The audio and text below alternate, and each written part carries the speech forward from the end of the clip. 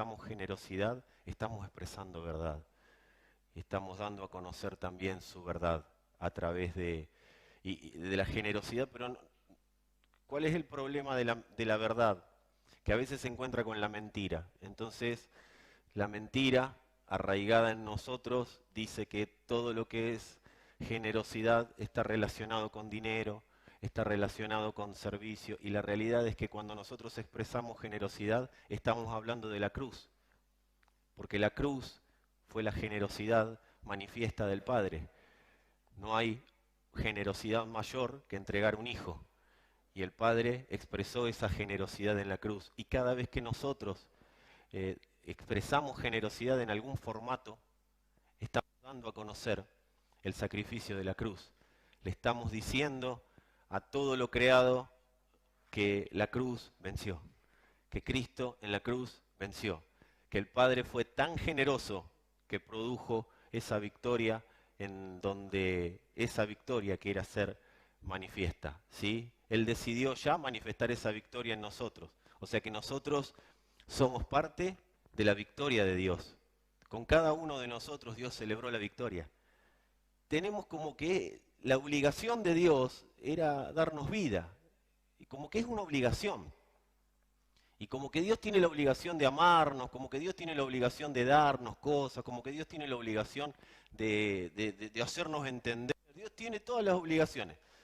Y eso es parte de un comportamiento un tanto nocivo, que ha sido, no importa cómo llegó a nosotros ese comportamiento, pero la realidad es que no fue lo planificado por Dios. Tampoco estar, oh Señor, te alabo por todo lo que haces, por todo lo que hiciste, porque tampoco es expresarlo de una manera tan frívola. O sea, Señor, estoy agradecido, por eso doy. Con todo lo que me diste, ¿cómo no voy a dar? Pero de eso no se trata, dice el Señor. Se trata de que cuando vos das, des entendiendo. Des tu tiempo, des tu dinero, des tu vida, la des entendiendo de qué se trata. No para que me agradezca y que diga qué rica estuvo la comida y nada más, sino para que la disfrutes, para que puedas vivirla y que vos y yo podamos ser la realidad de Él en la tierra. Entonces, no se trata tanto de pensar en plata o en qué hago o cómo lo hago, sino se trata de vivir de acuerdo a lo que la vida de Dios ha planificado que vivamos. Y la vida de Dios no es otra cosa que la historia de Dios. Dios ha planificado desde antes de fundar el mundo una historia. Y por eso hoy vamos a tratar de ver de qué se trata esa historia. A mí me gustaría que no escuches esta historia como una enseñanza sobre la historia, sino queda en una historia. Y la historia solo sirve para contarla, pero la realidad es que necesitamos vivir esa historia, porque una de las cosas que tenemos que saber es que si sembró el Hijo fue para que su historia no quede en una historia, sino para que su historia se propague, y no como una tradición, porque a veces somos, no voy a decir somos porque no voy a generalizar, pero hay personas que viven la historia de Dios como una tradición. Y qué bueno que podamos salir de ese lugar. Si de un lugar nos saca la verdad, es de la tradición. Entonces, de lo que necesitamos salir es de esa tradición. Y la tradición habla también de la historia de Dios. El problema es que la tradición no tiene vida. La tradición son palabras, y las palabras sin vida, las palabras que no tienen, son palabras que no tienen impacto, y las palabras que no tienen impacto no generan nada profundo en la vida del Espíritu, en la vida que Dios ha planificado. Así que decí conmigo, si querés, la historia de Dios. La historia de Dios nos rescata de un lugar, que es los relatos acerca de nuestra vida pasada. De todo relato acerca de nuestra vida es que Dios nos rescata con su historia. Todas las historias que pudimos haber vivido, que no las podemos borrar Hay gente que dice, me gustaría volver a nacer. De eso se trata la historia de Dios. De volver a nacer no para que venga Dios y te haga una lobotomía y te borre los recuerdos, sino para que los recuerdos que siempre van a estar no generen un retraso en cada uno de nosotros. Entonces viene Dios, nos posiciona en su historia, y en la historia de Dios los relatos quedan desactivados. ¿Qué queda desactivado de los relatos? El poder de esos relatos. ¿Y a qué le podemos llamar relatos? Vamos a dar algunas explicaciones o algún ejemplo acerca de los relatos. Un relato es lo que pudieron haber dicho de vos cuando eras pequeño. Un relato es lo que pudieron haber dicho tus padres y mis padres antes de nacer. Un relato fue lo que vivieron nuestras familias antes de nosotros venir a este mundo. Un relato es todo lo que de nosotros se pudo haber dicho o cosas que pudimos haber hecho. Un relato es lo que nosotros pudimos haber hecho en contra de Dios o en contra de personas. Todo eso corresponde a un relato, porque todo eso corresponde a un muerto, a algo que nosotros no fuimos diseñados para ser o para vivir. Entonces, cuando viene Dios y dice, te invito a mi historia, en mi historia nacés de nuevo para que todo relato quede anulado. El poder de los relatos queda totalmente anulado y desactivado. Por eso Dios desde su historia dice, no sos lo que los relatos dicen que sos. Eso dice Dios desde la historia. Los relatos pueden decir muchas cosas sobre vos, pero no sos lo que los relatos dicen de vos. Cuando uno ve un acontecimiento deportivo y ve muchas veces al periodismo, a los relatores, hablando de los protagonistas de los eventos deportivos, los protagonistas seguramente se esforzaron por llegar a ese lugar, pero ve al relator sentadito en una cabina con aire acondicionado o con calefacción y se pone a hablar de la persona que está siendo protagonista. Entonces, el relator puede llegar a decir, este jugador está jugando mal. ¿Está mal decir eso? No. Lo que quizás no sabe el relator es toda la vida que tiene el jugador encima. Lo que no sabe el relator es lo que significa estar con cientos de miles de personas pendientes de la acción. El relator puede decir, este está jugando bien o está jugando mal, pero nunca va a poder hablar de la presión que está sufriendo esa persona que está en ese terreno de juego. El relator, ¿qué dice? ¿Cómo va a errar el penal? Pero el que está paradito ahí tiene la presión de él, más toda esa gente que está esperando. Tenés la mitad que está esperando y la mitad esperando que erre. Si vos tenés un montón de personas que van con tu pie haciendo así. Y eso está en la espalda.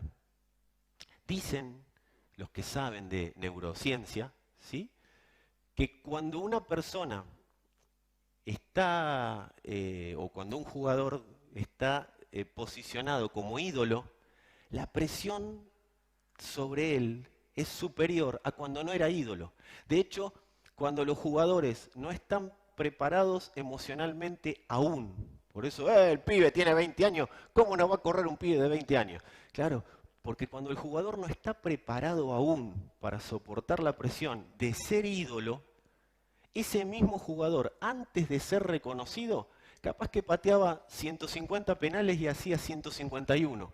Pero cuando es reconocido, la presión es tal que él pasa a errar casi el 40% de los penales que patea. Y hay estudios que dicen que algunos hasta el 70%. ¿Por qué? Porque la presión no es la misma antes de que te vean que después de que te vieron. Amado, si vos y yo vamos a cualquier cancha, pateamos un penal, amado, amada, pateamos un penal y lo erramos, a nadie le importa. Ahora, cuando vos tenés los ojos vistos porque sos el ídolo y el ídolo no puede errar, ya la presión es diferente. Las piernas pesan distinto.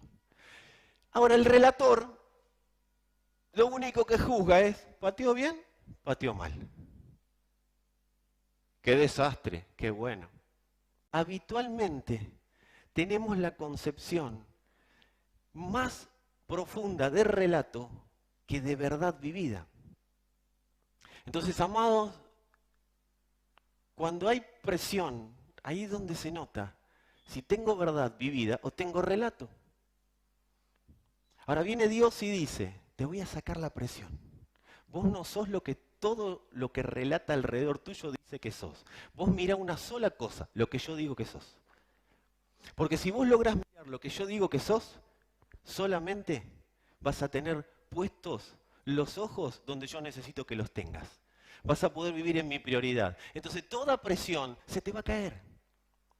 Porque yo no vengo a presionarte, yo vengo a fortalecerte con el poder de mi fuerza para que puedas vivir conforme a lo que yo digo. Entonces Dios, cuando nos invita a su historia, dice, no escuches los relatos, no escuches a los relatores. Los grandes equipos del mundo lo que hacen es cerrar las persianas, jugadores no escuchan a nadie, los días, por eso se concentran. Los días de partido escuchan nada más que al técnico. Porque el ruido de afuera genera que no pueda desarrollar lo que tengo que desarrollar de la manera exacta. Así que decirle si querés al del lado o al de atrás, al de adelante, no escuches el relato. Escuchá lo que Dios dice que sos. Entonces sos lo que en la historia, decí conmigo, soy lo que en la historia está escrito de mí. Ahora, no en cualquier historia, en la historia de Dios. Si yo me invento una historia, Dios no tiene por qué respaldarla. Ahora, cuando yo vivo en la historia de Dios, soy lo que la historia de Dios dice que soy. Dios tiene su historia escrita en un libro. ¿Quiénes lo saben? El libro de Dios es Cristo. Y ahí está escrito tu nombre y el mío. En ese libro. Y Dios, por causa de su historia, nos hizo nacer para poner en orden la historia. Hace poquito ayudé a mi hija a hacer una línea de tiempo. ¿Sí? ¿Todos tienen lo que es una línea de tiempo? Es una línea de tiempo. Ya está, ya lo explico. Una línea de tiempo, vas poniendo acontecimientos históricos, ¿sí? Extendés una línea y vas poniendo acontecimientos históricos. 1800, 1810, 15, 20, 30, no importa el año. Vas poniendo. Bueno, Dios tiene su línea de tiempo. Y la historia es una línea de tiempo. Ahora Dios nos hizo nacer en la línea de tiempo con su historia para marcar un tiempo de la historia. Dios nos hizo nacer con su historia para marcar una línea, un tiempo, un punto en la historia. Y te lo creas o no, esto va a ser así. Ahora, si lo crees, lo vivís. O por lo menos empezás a tratar de vivirlo. Si vos decís, bueno, pero ¿qué hay para comer? ¿Qué más hay? Esto no va a poder ser una realidad en tu vida y en la mía. Si querés decir conmigo, soy la expresión de la historia de Dios en la tierra. Ojalá eso que acabas de decir se haga carne en vos, y se haga carne en mí, y se haga carne en nosotros, porque es como iglesia. Ahora, ser la expresión de la historia de Dios en la tierra nos posiciona, ¿sí? Nos marca una posición, nos dice lo que somos, pero no nos hace efectivos. Yo puedo decir, eso es una silla, pero la efectividad de la silla está en que vos te sientes en ella y resista tu peso y el mío.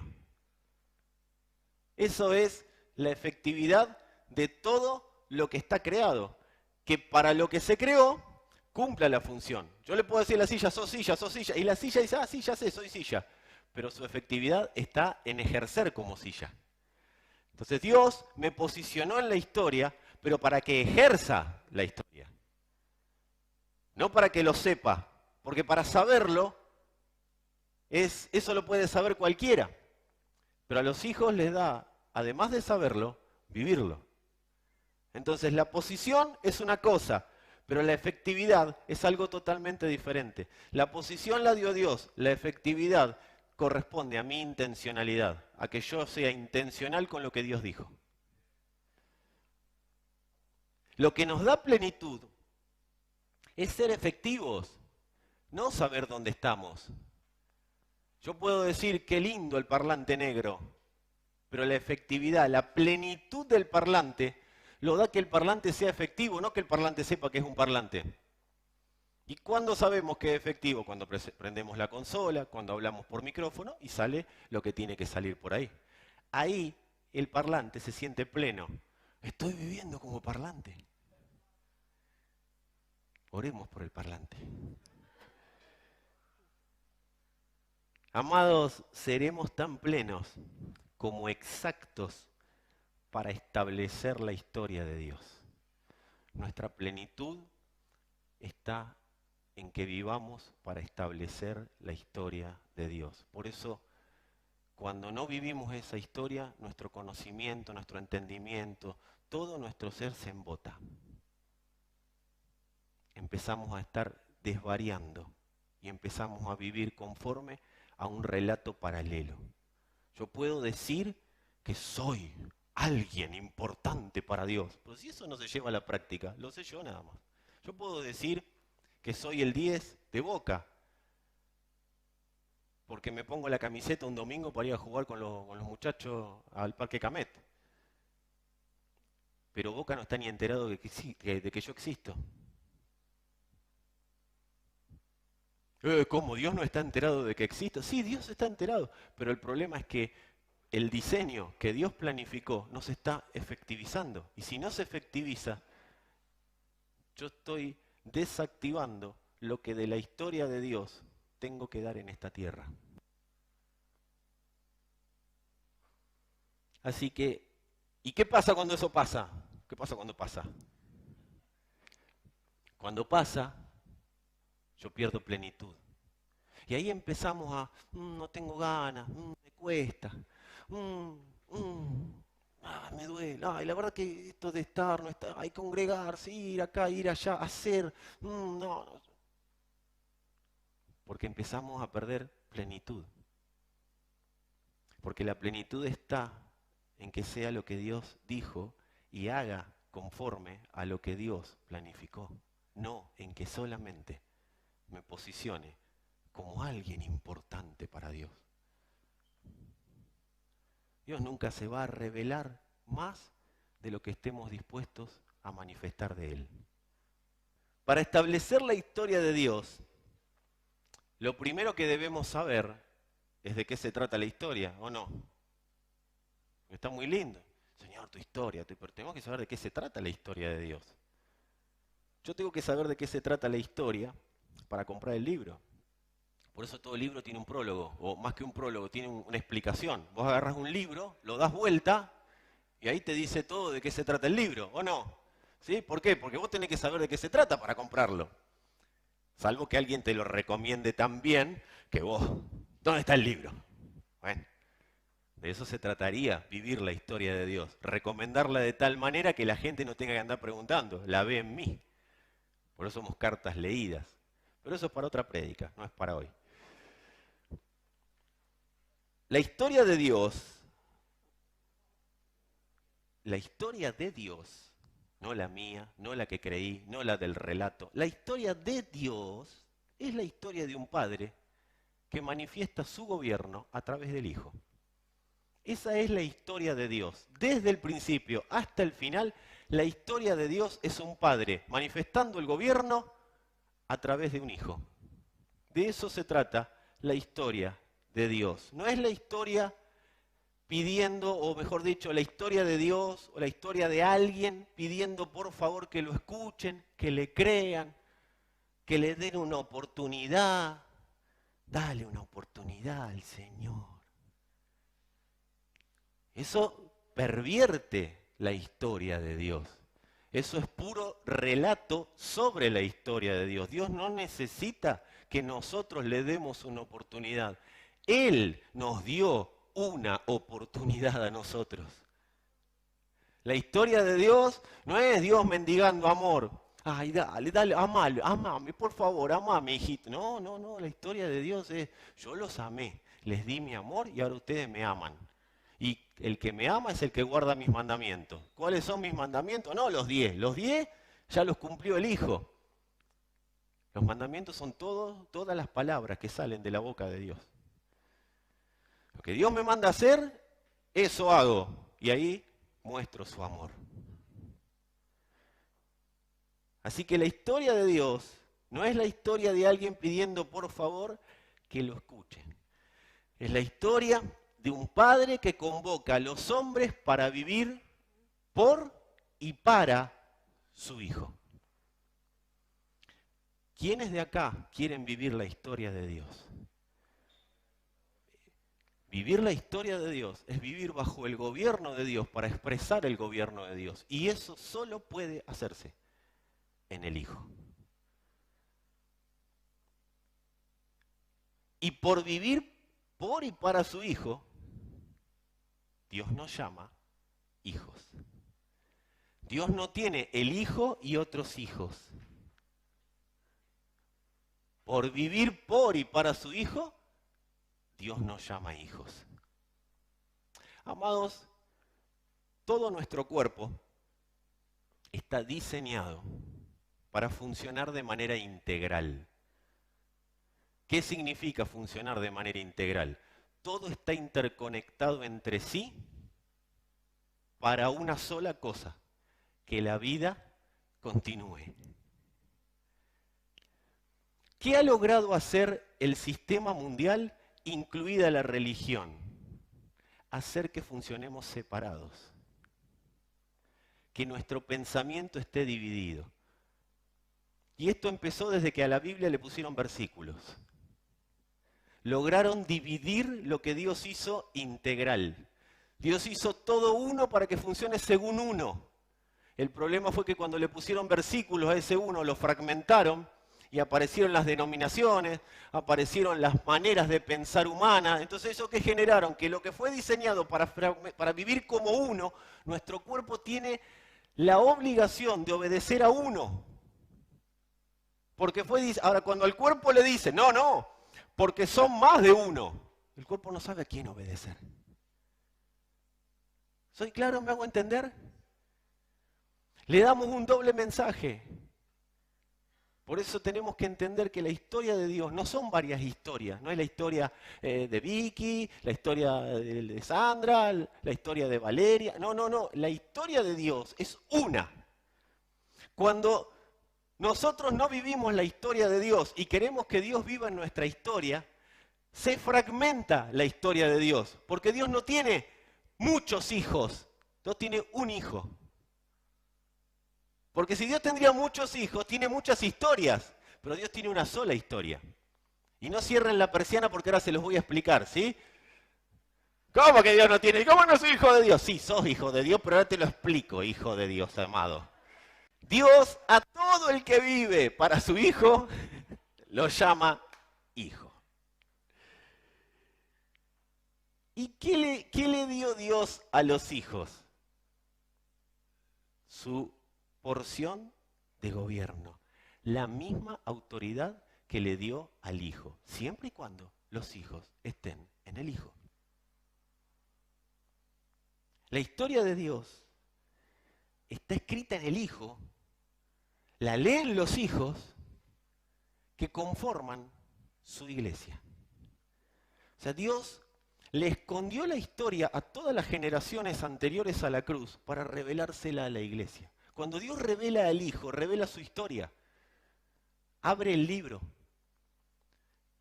A los antiguos les hizo comer el libro.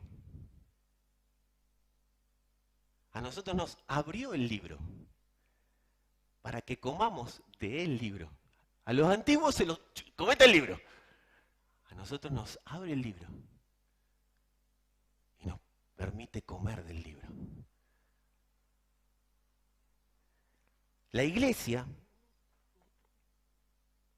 es la ayuda idónea de Dios para contar a todo lo creado la historia del Hijo, la historia de Él mismo.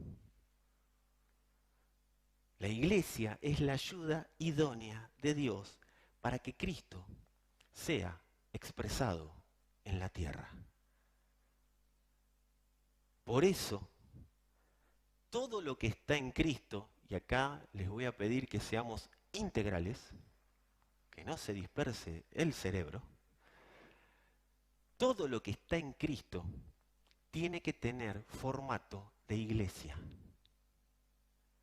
Si lo que está no tiene formato de iglesia, no está en Cristo. Por eso una de las cosas que se nos tiene que revelar por el entendimiento del Espíritu, y no porque lo sé, porque me hice 18 cursos, no, es la iglesia. Porque si yo no tengo la iglesia revelada, voy a operar siempre como un boicoteador de la iglesia. Voy a golpear a la iglesia, aunque no quiera golpear a la iglesia. Porque toda persona que quiera funcionar individualmente va a golpear a la iglesia. Por eso esto no se trata de que me manipula para que piense todo, pensemos lo mismo, ¿no? Si la Biblia, entonces la Biblia manipula un Dios, una fe, un bautismo, un Padre de todos ustedes. O sea, cuando alguien te haga vender el auto para darle la plata a él, eso es manipulación. Cuando alguien te diga, Dios te va a dar la casa, Dios te va a dar la casa, levantá la llave, eso es manipulación. Cuando Dios te diga, pacte con Dios por su salud, pacte, pacte, pacte por no decir ponga, es lo mismo. Eso es manipulación. Ahora, cuando viene Dios y dice, son uno, no tengo más hijos fuera del Hijo. Es una misma mente, un mismo sentir, un mismo pensamiento. Ahí no es manipulación, ahí es Dios llamando a la iglesia, llamando a los hijos a manifestar al Hijo. Porque aunque sea con multiforme sabiduría, todo es en función de una sola mente. O sea que de un solo pensamiento, de una sola manera de ver la historia. Dice el capítulo 5 de Efesios, vamos a hacer contrario a lo que acabo de predicar, lo que pasa es que no puedo predicar toda la Biblia, o sea que tengo que hablar de un fragmento nada más. Pero ustedes lean todo, Efesios. Todo lo que está en Cristo, amados, tiene que tener formato de Cristo. Y algo lo vamos a explicar a partir de este momento, usando la escritura que está en Efesios 5, capítulo 5, 31 y 32. Acá Pablo parece que está dando instrucciones sobre el matrimonio, pero después él aclara y dice, pero yo no lo digo del matrimonio, hablo de Cristo y de la iglesia. Dice, por esto dejará el hombre a su padre y a su madre, y se unirá a su mujer, y los dos serán una sola carne. Y dice, grande es este misterio, mas yo digo esto respecto de Cristo y de la iglesia. Está diciendo, hay una sola carne, hay una sola manera de vivir. Es Cristo y la iglesia, el misterio escondido. La ayuda idónea, que es la iglesia de Cristo, no es un complemento externo. Si vos y yo vamos a buscar ayuda idónea al diccionario, va a hablar de complemento, ¿sí? Y no está mal que en un punto lo entendamos así. Ahora, cuando la Escritura habla de ayuda idónea, Adán está solito. A ver, la vaca no le va a servir. A ver, el elefante, muy grandote. A ver, la jirafa, no, le queda alta. A ver, la hormiga, no, es muy chiquita. Vamos a buscar una ayuda idónea. Entonces dice la Escritura que lo hizo dormir y de una costilla salieron nuestros amores de la vida. Y con esto seguimos el domingo con el voto femenino ganado. La ayuda idónea a la que se refiere ahí no está hablando de que te saqué una costilla, ahora te pongo el complemento. Hermano, hermana, busque el complemento. Porque el complemento es algo que siempre viene de afuera. Ahora Dios lo sacó de adentro, para que no sea un complemento, sino que sea carne de su carne. Por eso dice, grande es este misterio, Pablo. ¿Cómo que la iglesia y Cristo son uno? ¿Cómo que es carne de su carne? Cuando es ayuda idónea, está dando la idea de alguien que refleja la misma imagen del otro. Es una imagen fiel del otro. Da la idea de yo exponiéndome a una luz y reflejando la misma luz. Siendo exactamente como el otro. Eso es lo que da. Es un desprendimiento del otro. Cosa de que donde está el otro, está el uno. Cuando habla de ayuda idónea, la Escritura, cuando la iglesia es la ayuda idónea, donde está la iglesia, está Cristo. Es el mismo lugar. Por eso Él es la cabeza y la iglesia es el cuerpo. Pero también es la esposa. Por eso es un misterio.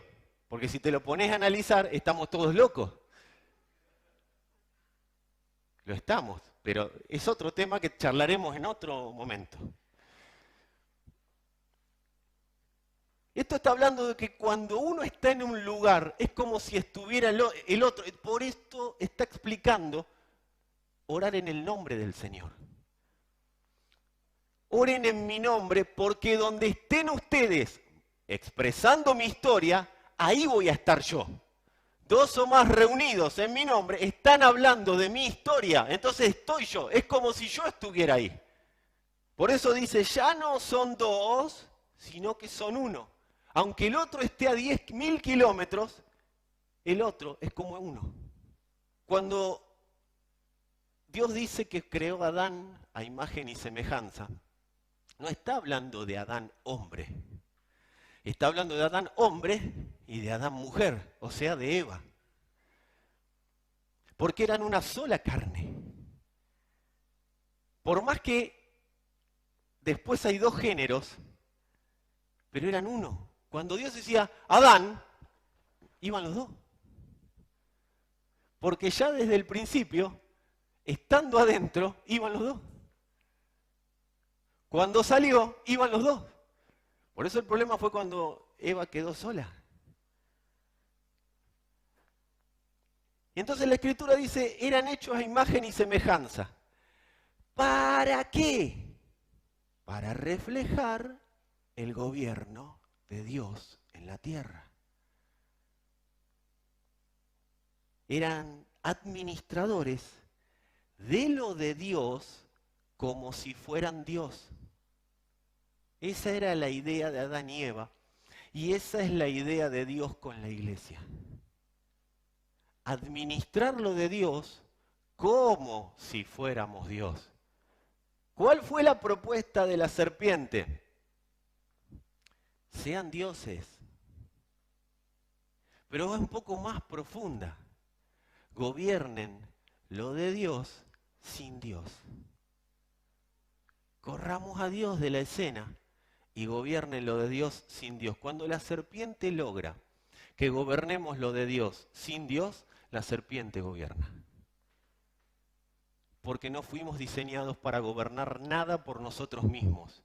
Todo lo que gobernemos sin Dios, o sea, por afuera de la iglesia, será gobierno de la serpiente. Ahí te está explicando muchos de los problemas que tenemos nosotros a la hora de vivir en sociedad. La propuesta de la serpiente siempre va a ser, sé dueño, no administrador. La propuesta de Dios siempre va a ser, sé administrador, porque ser dueño es mucha carga, es demasiado peso, porque vas a vivir fuera de lo que fuiste diseñado para vivir. Sé administrador. Ser administrador es vivir con la inteligencia de Dios. No trates de vivir como a vos te gusta. Viví en mi historia. Porque en mi historia, mi yugo es fácil y ligera mi carga. Y la tentación a Jesús en el desierto, de este sátrapa, fue, te doy todos los reinos del mundo, una de las tentaciones. Si postrado me adorares. ¿Sabés lo que le dijo? Yo te voy a dar todo lo que le saqué a Adán si me adoras postrado. Los reinos no eran de él, pero se los apropió porque Adán se apropió de lo de Dios o intentó hacerlo. Entonces, ¿qué pasó? No es que Adán perdió algo. Adán lo único que perdió fue la expresión del gobierno de Dios. Y ahí dejó la tierra de obedecer a Adán. Cuando la tierra deja de obedecernos, es porque nos corrimos del gobierno de Dios. Cuando digo la tierra, hablo de necesitar algo más que Cristo para vivir. Cuando digo la tierra, hablo del entorno. Cuando digo la tierra, hablo de todo lo que nos rodea. Yo como la tierra no era el alma, bueno, también. Siempre la propuesta de la serpiente va a ser divorciate de Dios. Siempre. Por eso tanta gente se divorcia de la iglesia. Porque la propuesta de la serpiente es divorciate de la iglesia. Hay que tener en claro que la propuesta de la serpiente siempre va a ser divorcio de Dios. ¿Y cómo se plantea el divorcio? Haciendo al hombre mirar la historia desde él mismo. Fíjate que la propuesta de Adán fue, a Adán y a Eva principalmente, la propuesta fue, dice Dios que vino con el chisme. ¿Se acuerdan lo que hablábamos días pasados? Vino con el chisme. Así que dice Dios que, y Eva, pensando en su propia historia, cayó en el cuento. No, Dios no dice eso. Lo que dijo, le contó la historia de Dios, cuando la serpiente no la sabía. Y Eva se la contó. El Señor fue más astuto cuando lo tientan en el desierto. Si sos hijo de Dios, cállate, desubicado. No vas a tentar al Señor tu Dios. No le dijo que Él era, porque ni Jesús estaba autorizado a decir que era el Hijo de Dios hasta el momento señalado. Entonces viene la serpiente y plantea el divorcio haciendo mirar al hombre por sí mismo. Todo el que mira por sí mismo la historia, más tarde o más temprano termina divorciado de Dios. Amados, estar divorciado de la iglesia es estar divorciado de Dios. Dibujalo como a vos te guste, pero estar divorciado de la iglesia es estar divorciado de Dios. Y de la iglesia se puede estar divorciado, sentado ahí y mirando a un loco que habla, o se puede estar definitivamente separado. Eso es, no dejen de congregarse, no se divorcian. Porque vos podés tener un trabajo que no te permita asistir a las reuniones. El tema es cuando estás divorciado de la iglesia. No podés vivir la historia de Dios. Y ahí va el hombre, divorciado de Dios, invitando a Dios a participar de su historia. Por eso es tremendamente perverso. Invítalo a Jesús a tu corazón. Automáticamente todo nuestro ser cree que Dios viene a ser parte de mi historia. Esa es la orden que le damos a todo nuestro ser. Y a partir de ahí, así nos manejamos en la vida. Con Dios invitado constantemente a mi historia. Por eso, amados, si hay algo que hay que revocar definitivamente es que puedo invitar a Dios a mi historia. Dios no se acerca a mi historia. Él me llama a la suya y me da un fragmento de la de Él. Pero porque quiere, no porque yo lo invito. Haz la oración de entrega. Invítalo a Jesús a tu corazón. Porque Él es bueno y te ama. Y Jesús decía, arrepiéntanse, porque el reino de los cielos se ha acercado. Mira qué distinta la predicación del Evangelio.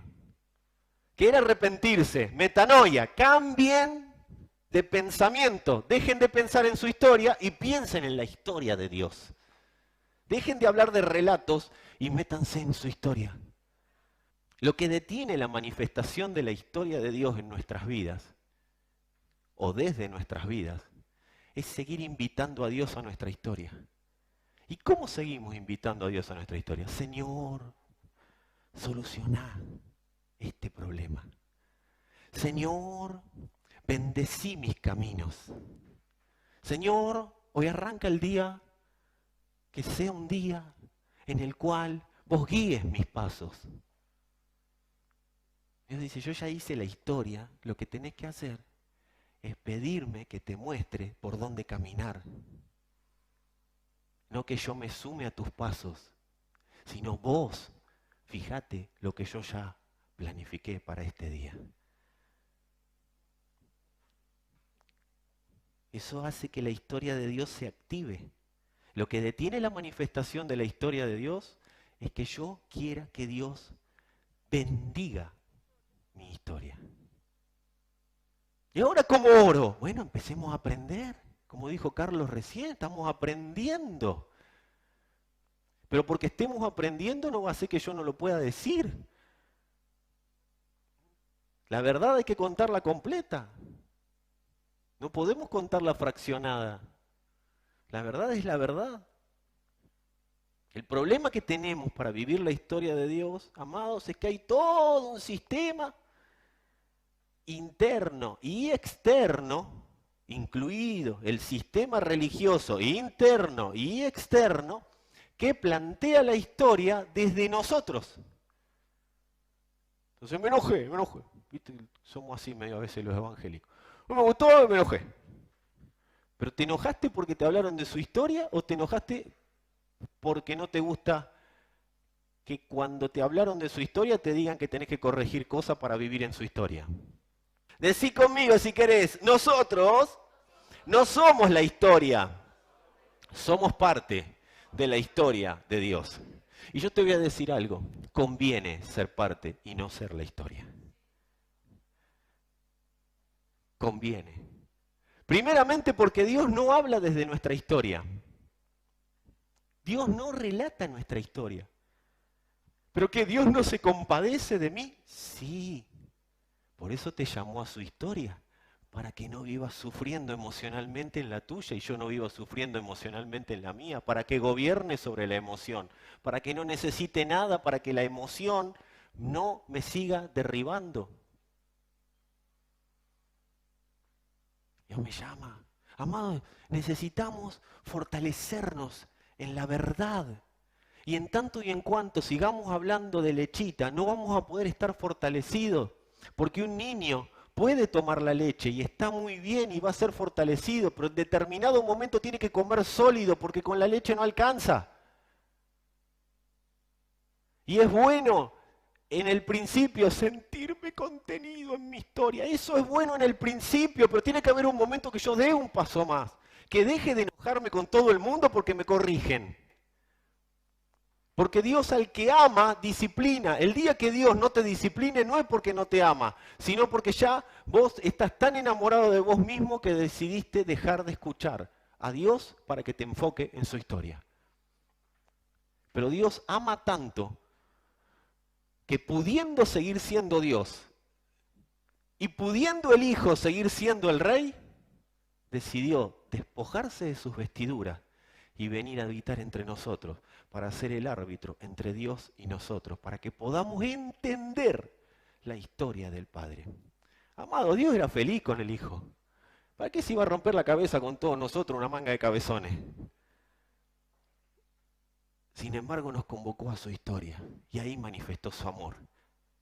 Si vemos la historia como Dios la ve y desde donde Dios la ve, vamos a vivir esa historia.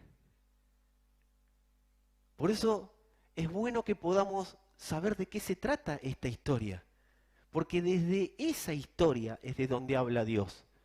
No entiendo a Dios porque Dios habla desde su historia. A veces no entendemos o no sabemos lo que tenemos que hacer. No sé qué tengo que hacer para Dios. A ver, que alguien me diga. Entonces ahí que empezamos a envidiar a uno, a envidiar al otro. Me enojo con aquel porque hace lo que yo debería estar haciendo, pero como no lo hago, me enojo porque no tengo ganas de hacerlo. O sea, empezamos a inventar un montón de cosas. ¿Por qué? Porque no sabemos cómo vivir. Porque Dios no nos está hablando para nuestra historia, nos está hablando desde su historia. Dios no habla desde el hombre, se expresa a través del hombre, pero Dios habla desde su historia al hombre. Y nosotros, cuando alguien no entiende a Dios, es porque Dios está hablando desde su historia y nosotros escuchamos desde la nuestra. Si en un momento no entiendo, es porque estoy escuchando a Dios desde otro lugar. Porque Dios siempre habla claro. Cuando vos transitas su historia, Él se vale de todos los métodos que sean necesarios para que vos puedas ser corregido conforme a lo que Él necesita. Y ahí entendés cuando el apóstol Pablo dice, qué inescrutables son los caminos de Dios. No los puedo entender, dice Pablo. No hay manera de explicar los caminos de Dios. La historia de Dios no tiene explicación. Cuando la querés meter acá adentro, ahora cuando estás atento, Dios te acomoda para que vos puedas seguir viviendo en su historia. Tratar de explicar la historia de Dios, lo que va a hacer es anularla o retrasarla en nosotros. No te expliques o no busques explicaciones. Vivila. Proponete, sé intencional para vivir esa historia. El hombre cuando no vive la historia de Dios y vive su propia historia se desespera. Se empieza a desesperar. ¿Qué será de mí en el futuro? ¿Por qué será que estoy así? ¿Por qué será que...? Empieza a tener conductas de volverse loco pensando a ver cómo será la vida y se hace cuestionamientos y se hace preguntas. Sin embargo, la historia de Dios dice, en mi historia está mi paz. Por eso vengan a mi historia. No es, vengan a mí los trabajados y cargados que les daré descanso. Señor, te doy mis cargas, dame tu poder. No, porque eso es pedirle a Dios que venga a mi historia. Quiero decirte algo, Dios en el nuevo nacimiento ya intervino en tu historia. El tema es que yo me dé por notificado y empiece a vivir conforme a esa historia. La historia completa de Dios iba a ser el título. Tenía 2 títulos, 3. Uno fue el final. Uno era la historia completa de Dios. El otro me encantaba, pero me iban a pedir derecho de autor, que era la historia oficial. ¿Sí? ¿Algunos se acuerdan? Y alguno capaz que se iba a enojar y todo. Entonces digo, vamos con la historia de Dios. Pero la realidad es que Dios tiene una historia oficial. Y es una historia completa. Decí conmigo, la historia completa de Dios. La historia completa de Dios es la historia revelada de Dios. Y esa historia nos completa. La historia completa nos completa. Por eso necesito vivir en la historia, para que me complete. ¿Y hoy qué hacemos? ¿Qué estamos haciendo? Activar el interruptor de la historia completa. Yo no digo que a partir de hoy vos vas a poder vivir la historia completa, porque eso sería una locura pensar que después de una predicación vas a vivir la historia completa de Dios. Pero sí activamos el interruptor. Para acordarnos, para afirmarla, para vivirla. No sé cómo está tu situación. Sí sé que estamos activando la tecla para que podamos vivir en profundidad la completitud de la historia de Dios. Por eso estamos completos en Él. La historia completa, la de Dios, dice que Dios tiene un hijo Y en los próximos 10 minutos, que son los 10 minutos finales, vamos a tratar de dilucidar un poco más acerca de la historia. La historia completa de Dios dice que Dios tiene un hijo. Hoy no me puedo detener, pero ese fue el problema de Israel, de los fariseos. Los fariseos no podían comprender cómo Dios, aparte de Israel, tenía otro hijo. Y decir conmigo, Dios tiene un hijo. ¿Recuerdan el monte de la transfiguración? ¿Sí? Moisés, Elías, Pedro, Jacobo, Juan y Jesús en el medio. Moisés, Elías y el Señor en el medio.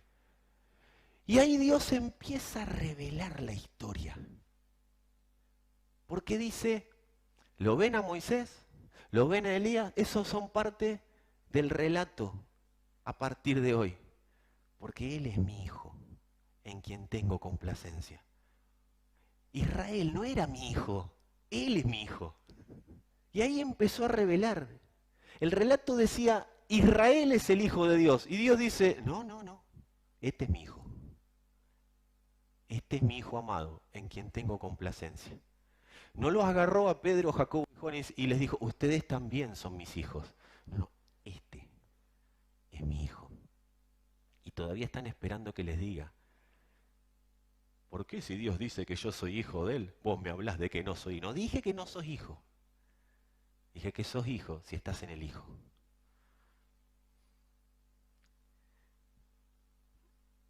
Y Dios les dijo, este es mi hijo, esta es mi historia. Y ahí empezó a revelar su historia a los hijos. Ya lo empezaban a ver distinto. Él dijo, este es mi hijo. Y ahí Dios empezó a abrir un poquito el juego. Pero se guardó algo. Decí conmigo, se guardó algo. Empezó a mostrar al hijo, pero no mostraba la ayuda idónea. La tenía escondida dentro del hijo. Dios tenía la iglesia escondida en el hijo, para que sea dada a luz en el momento exacto. Dios se reserva lo que Él necesita reservarse. Por eso lo que hoy no viste, ya lo vas a ver. Pero si lo ves a destiempo, es muy probable que termines siendo vos perjudicado. Porque si revelaba la historia, lo que iba a hacer el diablo, en vez de querer matar a Jesús, iba a matar a Pedro, Jacobo, Juan, a Judas y a todos los demás apóstoles. Pero Él se la escondió. Él se escondió la historia completa. Porque el 50% de la historia era el hijo, pero faltaba la otra parte, la ayuda idónea, la iglesia. Él escondió la iglesia en Cristo hasta que la dio a luz en la cruz.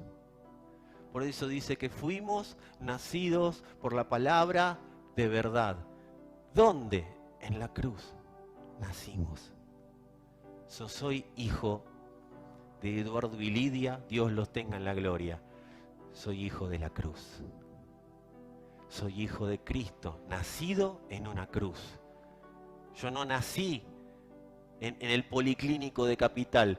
En la carne nací ahí, pero según Dios, yo nací en el Hijo. Y cuando nací en el Hijo y declaramos que esa palabra se empieza a revelar en nosotros, todo lo que viví en la carne queda subordinado, queda sujeto a la vida del Hijo.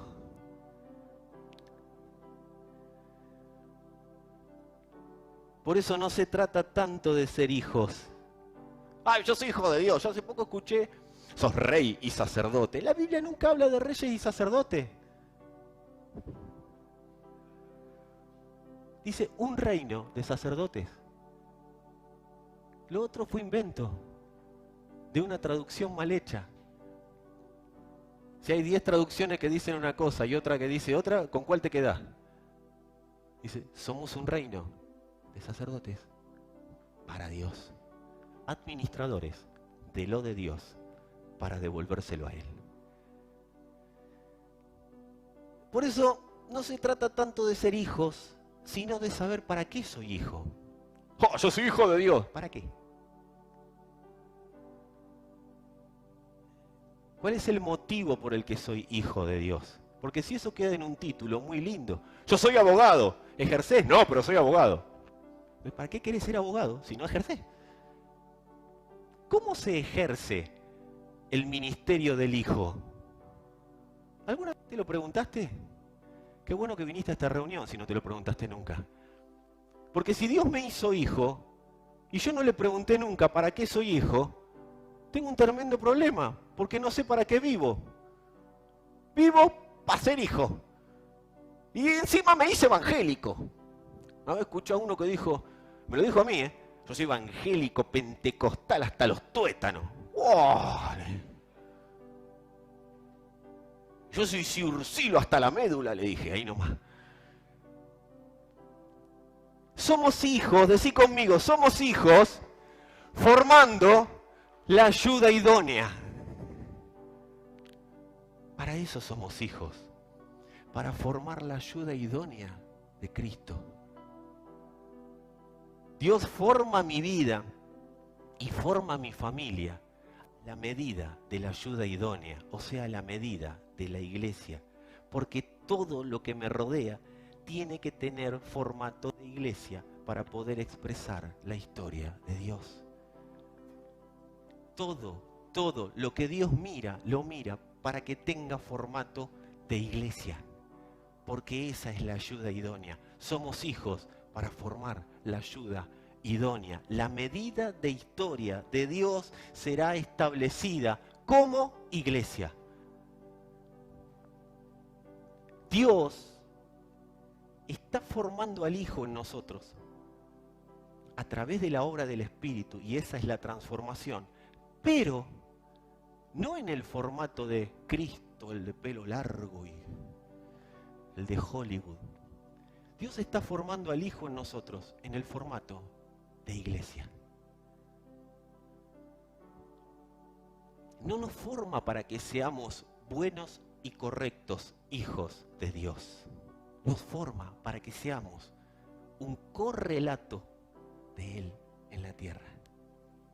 Para que seamos la continuación de su historia. Y esa continuación solamente se va a lograr siendo iglesia. Por eso lo que está formando Dios en mí es iglesia. Por eso te encanta congregarte, ¿no? Porque sos iglesia. Y la iglesia, ¿sabe qué hace? Se congrega en el nombre del que la forma. La historia de Dios no termina con hijos. La historia de Dios termina en una boda, en un banquete de bodas, en el cual Él le da el hijo a su novia. Es el festejo del casamiento entre Cristo y la iglesia. Esa es la historia, ese es el final de la historia de Dios. Por eso cuando yo vivo la historia de Dios como hijo y nada más, quedo segmentado de la historia de Dios, quedo fraccionado de la historia de Dios. No puedo vivirla, no soy completo, me falta siempre algo. Ahora, cuando la vivo como novia, estoy viviendo conforme a diseño. Entonces yo entiendo que cada uno de los que está acá es un pedacito de la novia. Al que le tocó el dedito chico, ¿qué va a hacer? Eso te explica por qué tantos golpes. Pero el dedito chiquito sostiene casi todo el resto del cuerpo, guarda, ¿eh? Te cambia el humor cuando te golpea el dedo chiquito. El final ya está escrito y no se puede borrar. Decirle esto, nos esperan para un banquete de bodas en el que estamos invitados. ¿Sabe por qué? Porque somos la novia. No vamos como hijos al banquete, vamos como esposa. Anda el libro de Esther y te vas a enterar de la preparación para la novia. Esther era una gata peluda, hermano. Dice que estuvieron semanas depilándola, así que imagínate Era un monito, pobrecita, porque se ve que... Ustedes se ríen, pero lean la Biblia. Semanas preparándola a la chica. Y dice que el rey la vio hermosa. Claro. Los eunucos trabajaron como locos. Ahí estábamos nosotros con Esther. Eso somos nosotros. Nos están preparando. Decirle al de al lado, abajo de esto hay alguien hermoso. Dice Apocalipsis 19, 6 al 9. Leemos Apocalipsis para viene el juicio, viene el fin. Vamos a leer para ver la historia de Dios, cómo terminó. La historia de Dios, los últimos capítulos de Apocalipsis dice, y oí como la voz de una gran multitud, como el estruendo de muchas aguas, y como la voz de grandes truenos que decía, aleluya, porque el Señor nuestro Dios Todopoderoso reina. Gocémonos y alegrémonos y démosle gloria, porque han llegado las bodas del Cordero y su esposa se ha preparado.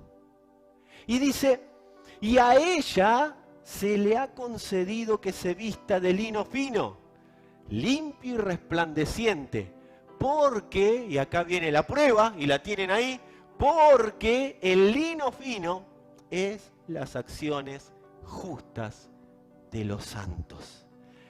Y el ángel me dijo, escribe, bienaventurados los que son llamados a la cena de las bodas del Cordero. Y me dijo, estas son palabras verdaderas de Dios. Ahí está vos y ahí estoy yo, en la historia de Dios. En el final de la historia de Dios. Si te ves en la condición que estás hoy, nada más es porque estás posicionado en tu historia. Pero en la historia de Dios estás ahí. ¿Y sabes qué es lo que tiene de bueno esto? Que para Dios ya está consumado. Decí, hecho, consumado. ¿Para qué no lo vamos a hacer evangélico? Consumado es. No, hecho, consumado. Es un hecho consumado. Amado, amada. ¿Cómo no te va a recibir y me va a recibir siempre Dios si somos un fragmento de su esposa? ¿Cómo cada vez que le erro no me va a volver a recibir si soy un fragmento? A limpiar, cada vez que te acordate de Esther, a limpiar de su esposa. En esa boda se casan el hijo y no la doña. Y la idónea, la preparada, la que completa. Por eso dice que la iglesia es la plenitud que lo llena todo en todos. ¿Cómo no me va a recibir el Padre si soy parte de su historia? Esa historia, quiero decirte que ya es una realidad en tu espíritu. Porque está en la eternidad y en tu espíritu está la eternidad. Y Dios está hablando desde esa eternidad a tu alma. Así que notificale a tu alma que la historia está consumada.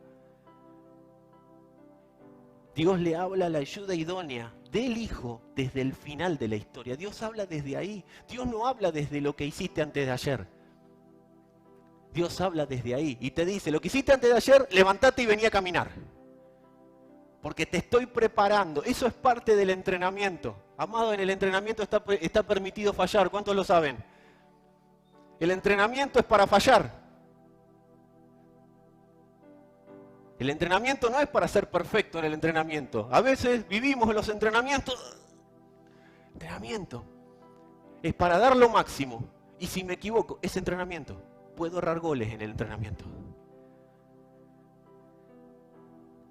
Dios le habla a la ayuda idónea desde el final y le va mostrando cómo prepararse. Por eso le dice a la esposa, usando una analogía del matrimonio en el capítulo 5 de Efesios, maridos, amen a vuestras mujeres así como Cristo amó a la iglesia y se entregó a sí mismo por ella. Y miren lo que hizo Cristo por la iglesia. ¿Por qué se entregó? porque empieza a hablar desde la historia consumada. Y dice, para santificarla, habiéndola purificado por el lavamiento del agua por la palabra, a fin de presentársela a sí mismo una iglesia gloriosa que no tuviese mancha, ni arruga, ni cosa semejante, sino que fuese santa, y vuelve a decir, sin mancha. Dios nos está preparando. El tratamiento es en función de la historia que Él ya consumó. Pablo está diciendo acá, hijos, los estoy preparando para reinar en y con el Hijo. Para que seas su idónea, para que seas su misma imagen de gobierno. Y termino con esto. Todos tenemos una medida de la historia. Y te quiero decir algo, porque acá hay gente que tiene a veces miedo a retroceder. Dios no está interesado en que ese fragmento de la historia se pierda. Vine a buscar lo que se había perdido. Si ya te encontró, ¿cómo te va a volver a perder si encontró el fragmento de su historia?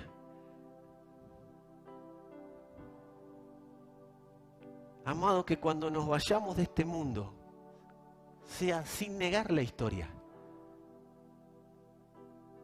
Para que los que nos continúan no la tengan que ir a buscar, sino que sean una continuación de la historia.